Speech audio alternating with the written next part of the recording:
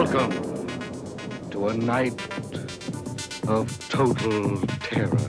In 1968, George Romero brought us Night of the Living Dead.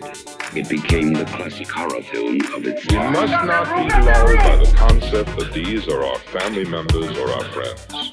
They are not. They will not respond to such emotion. Now, George Romero brings us the most intensely shocking motion picture experience for all time.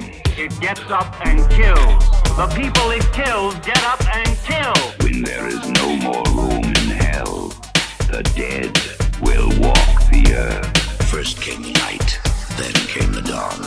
Now comes the most eagerly awaited day in horror film history. Welcome back to Thursday of the Dead, episode 195. My name is Chase. Before we begin today's episode, I want to make a bit of a public service announcement. My friend Chuck Jarman has been a victim of multiple companies ripping off his images from items that he makes and sells on Etsy. These companies are most likely run overseas, and they price the items at a fraction of what he sells them for. My guess is they get a lot of orders fast, and if they ship anything to the customer at all, it's nothing like what's in the photo. The most likely scenario is they don't ship anything. Chuck shared with me that he's received more than a few irate messages from people who think he's ripped them off. The irony is that the only way they can know to contact him is by doing a Google image search of his photos from the fake ads on Facebook. If they just did that first, then they'd know it wasn't him selling these items. It isn't just Chuck this is happening to. Since I'm a hardcore collector, I've noticed fake ads for items ripped off from Sideshow Studios and Distortions Unlimited. A lot of the times they'll even rip the videos off the actual items from the website, which makes the fraud site seem more legit. Chuck has left Facebook over this, and I don't blame him. He complained and flagged the ads, but Facebook won't take them down. My guess is they can't be concerned because they're getting ad revenue from these fraudulent companies. As a collector myself, I ask that any of you that see cool items and ads on Facebook do some online investigating before making a purchase. There's a reason these items are priced so low. Don't be scammed, and definitely don't take it out on the actual artist who makes his living from sculpting and painting these items by hand. I worked for Chuck for a while, and I helped him pour latex and resin busts for his business. It's actually hard work, and he's just one guy making really cool stuff. I featured a couple of his resin busts that I bought from him on previous episodes, like the airport zombie from Dawn of the Dead and Bub from Day of the Dead.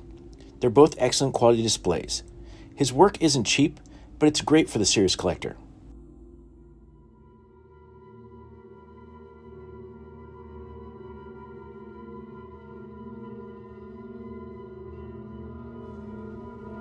Okay, with my announcement warning out of the way, let's get to the episode. Today's episode features an unboxing of an item that I've wanted for years, which is the Japanese novel for Dawn of the Dead.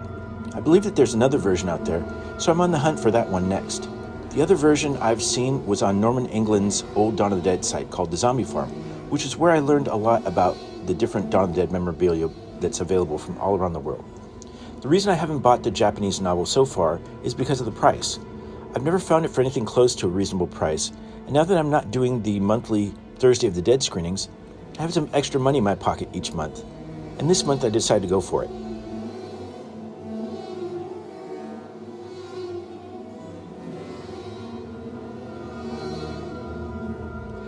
Another part of my reasoning is that I'm finally going to Living Dead Weekend, which is happening in June at the Monroeville Mall. I've thought about what items I should bring to be signed by the people from Dawn of the Dead that will be there this year, and I haven't decided on anything yet. Obviously, I have a lot of Dawn of the Dead stuff. It might end up being an insert for one of my many copies of Dawn that I own, maybe a record sleeve.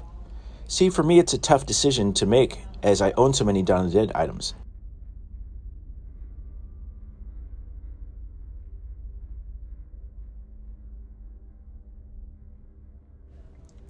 I think I may end up bringing something simple to be signed, and I hope that there will be something that I could buy at Living Dead Weekend to be signed by a bunch of people.